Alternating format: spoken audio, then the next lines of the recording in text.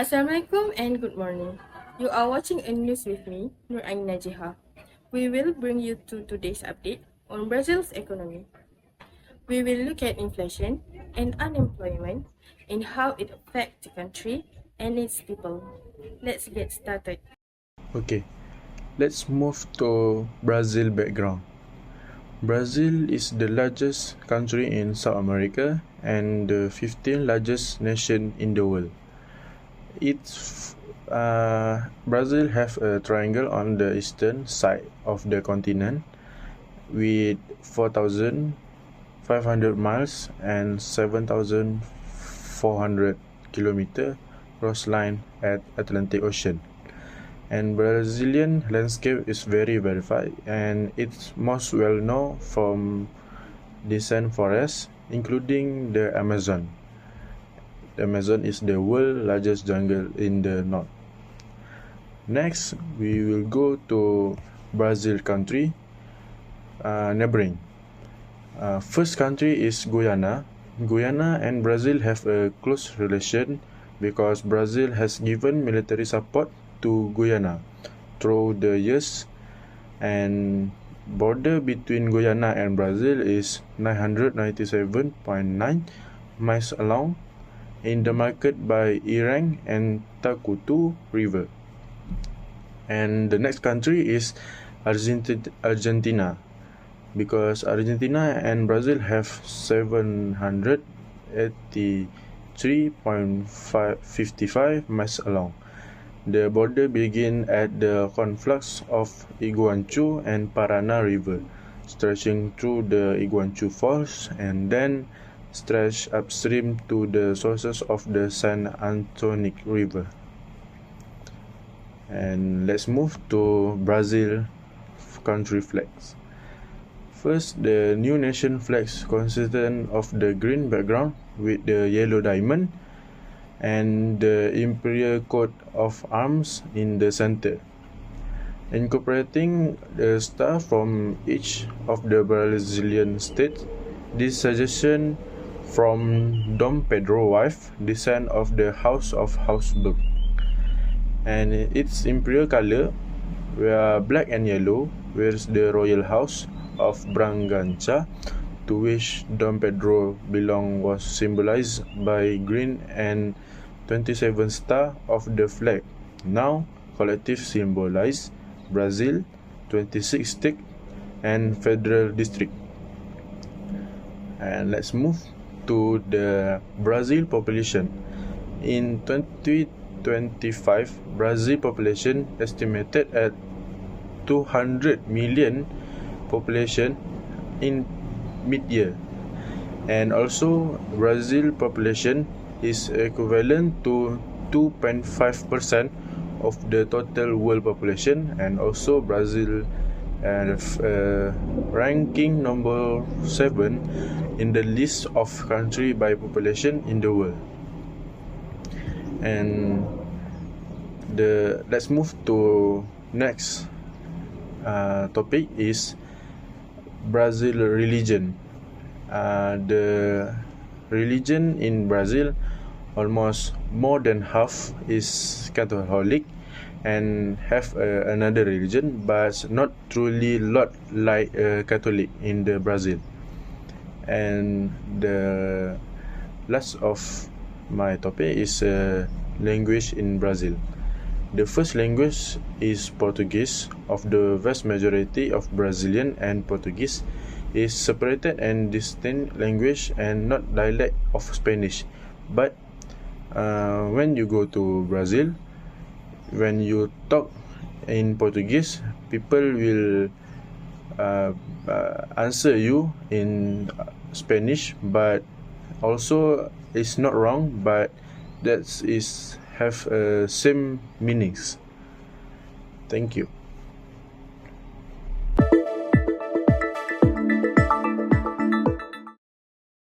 We move to the inflation in Brazil. First, what is inflation? Inflation refers to the rise in the general level of prices for goods and services over time. When inflation increases, the purchasing power of money decreases. Essentially, you need more money to buy the same things.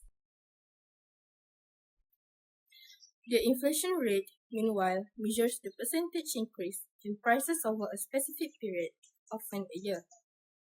It is a key economic indicator used by governments and economists to gauge economic health. We move to the Brazil's inflation history. Brazil has had a turbulent history with inflation. In the late 20th century, the country experienced hyperinflation, with rates skyrocketing to over 2,000% annually in the early 1990s. This period of instability made it nearly impossible for people to plan financially. The introduction of the plano-real in 1994 brought inflation under control by stabilizing the currency and implementing strict monetary policies. However, inflation remains a persistent challenge in Brazil. Recent inflation trends. Fast forward to recent years, Brazil's inflation rate saw a significant spike in 2021, reaching 10.06%, its highest in 6 years. This was fueled by rising global commodity prices, disruptions in supply chains caused by the COVID-19 pandemic, and increased government spending. In 2022, inflation started to ease but remained a concern for policymakers. The Central Bank of Brazil has since been actively using interest rate adjustments to keep inflation in check. Higher interest rates, for instance, are designed to curb spending and slow inflation. We move to the impact on Brazilians. High inflation has tangible effects on everyday life. For Brazilians, the rising cost of food and energy has hit low-income families the hardest. On the other hand, controlled inflation is essential for fostering economic growth, encouraging spending and maintaining stability. In summary, inflation is a critical issue that impacts everyone, from consumers to businesses. Brazil's experience underscores the importance of sound economic policies in maintaining stability.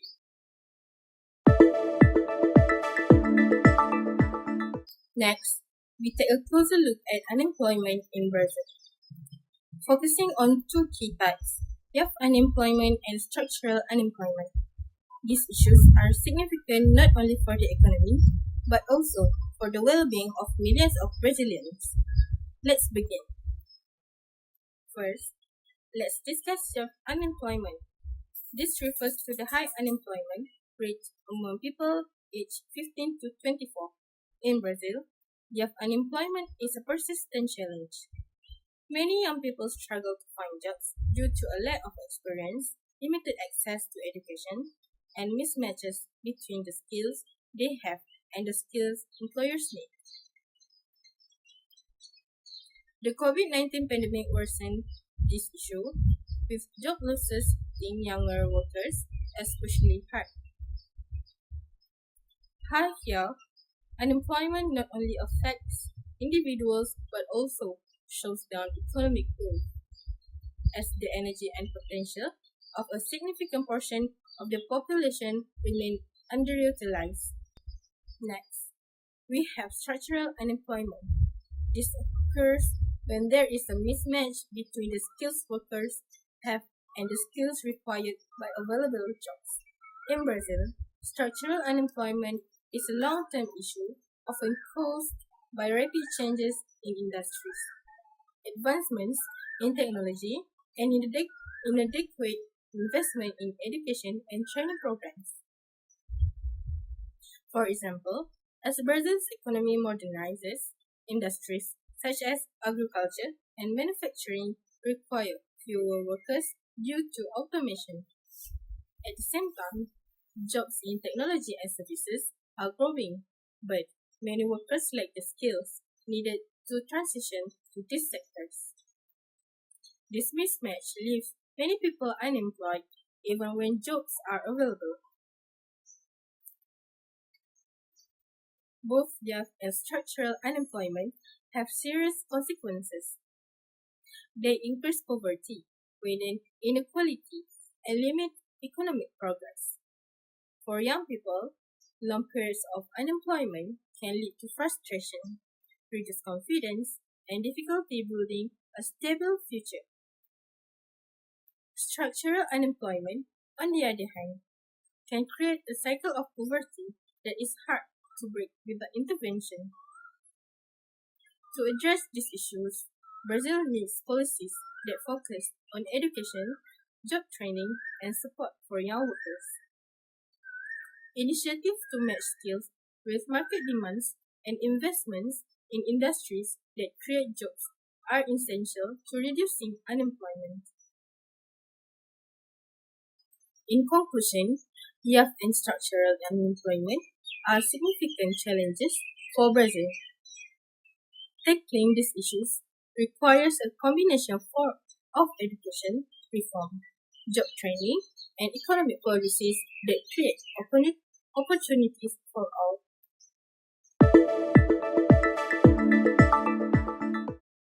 Next, I will move to public policies. There are two types of public policies that are used in Brazil to overcome unemployment, which is fiscal policy and monetary policy. Fiscal policy refers to the use of government spending and taxation to influence a country's economy. It is typically used to manage economic growth, control inflation, and reduce unemployment. First, stimulus package, which is increased public spending and tax incentive, investment in infrastructure projects, social programs, and state-owned enterprises aim to create jobs directly and stimulate economic demand.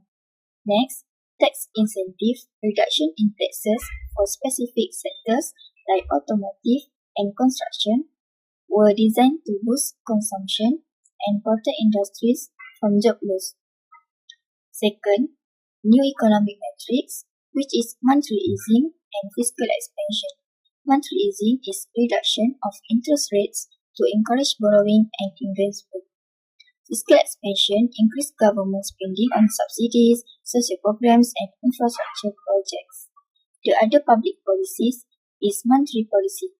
Monetary policy involves controlling the supply of money and interest rates to achieve economic objectives like controlling inflation, stabilizing the currency, and encouraging unemployment.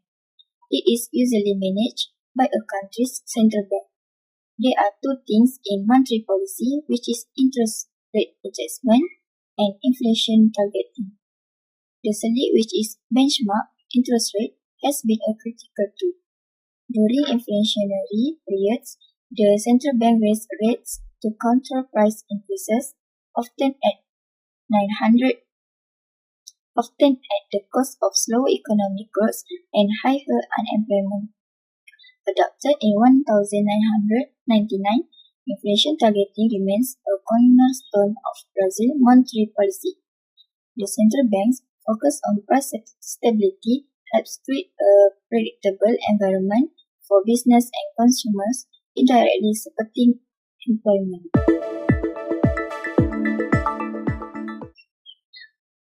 Unemployment remains one of the most pressing challenges facing Brazil today, with millions of citizens striving to secure stable and meaningful work. Significant development, the government has found solutions to overcome unemployment in Brazil, from implementing large-scale vocational and technical training programs, strengthen public employment services to facilitate job searches and matches. Tonight, we will dig into these strategies, explore how they are impacting Brazilians, and discuss additional expert recommendations for ensuring long-term success. Stay with us as we take a closer look at these critical issues and the paths forward. To enhance the efficiency of the government's main technical education and vocational training program, the study recommends to improving monitoring and evaluation system in order to determine training needs, estimate returns in terms of wage increase and labor market insertion, and use this information to better guide the expansion of the program. Increasing partnerships with the private sector so as to ascertain the areas in which training is most needed and facilitate access to internships and jobs. Next, another big effort is to strengthen public employment services to facilitate job searches and mergers. Public employment services can help an employee massively in searching for a job matching it to their qualifications. It can help in improving job placement rates. Also, it is recommended that while creating such services and detailed profile of the workers seeking employment is created just like the profile of the students who have cleared secondary results to identify the best job for them and fit them in it whenever a job vacancy appears. This can easily be done using information systems. The public employment services should then analyze the job placement ratio, job levels, success and satisfaction of the workers once they have landed a job to ensure better services can be provided to other people who are seeking jobs. Finally, while the majority of Brazilian poor are employed, their income is low. Since 2011, in urban areas, work done by National Program for Access to Technical Education and Employment (CONATEC) has led to a rapid increase in the supply of training spots geared to the poor, 40% of the total number. In the meantime, a number of challenges must be overcome by providing training in such areas as leadership, motivation, and teamwork, in addition to technical skills. Other than that, expanding access to worker support services, such as daycare centers, and to labor intermediation services through National Employment System (SIGN) offices and base employable websites. These steps are already making a difference, but experts say there's still a long way to go. In summary, unemployment continues to be a major issue for Brazil, affected by multiple economic and structural elements. The effect of technological disruptions on Brazil's unemployment rate has involved both job losses in traditional sectors and new job opportunities in emerging industries. Government programs aimed at reskilling and upskilling the workforce have been essential in facilitating this transition and enhancing employability.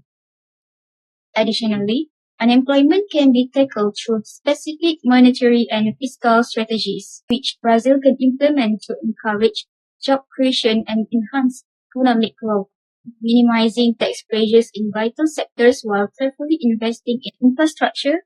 Education and innovation can enhance the nation's initiatives to tackle unemployment.